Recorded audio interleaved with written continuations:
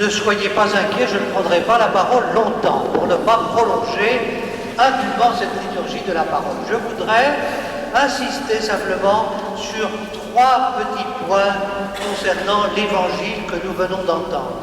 Vous avez entendu, c'est le soir de sa résurrection que Jésus fait l'appel des disciples pour les envoyer en mission.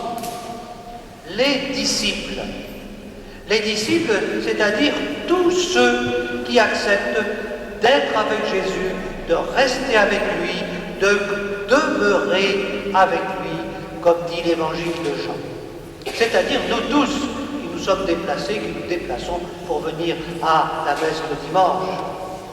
Et le deuxième point que je voudrais souligner, c'est que Jésus n'a pas appelé et envoyé des disciples pour le remplacer.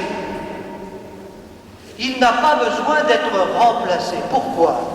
Parce que le soir de la résurrection, le corps de Jésus devient un corps en expansion.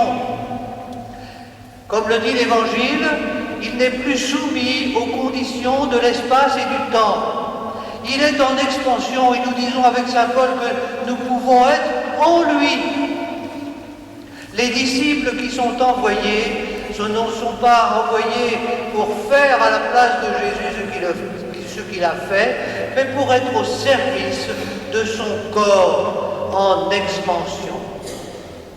Tous ceux qui acceptent d'être dans la mission, eh bien, ils sont concernés par cette cascade dont nous parle l'évangéliste.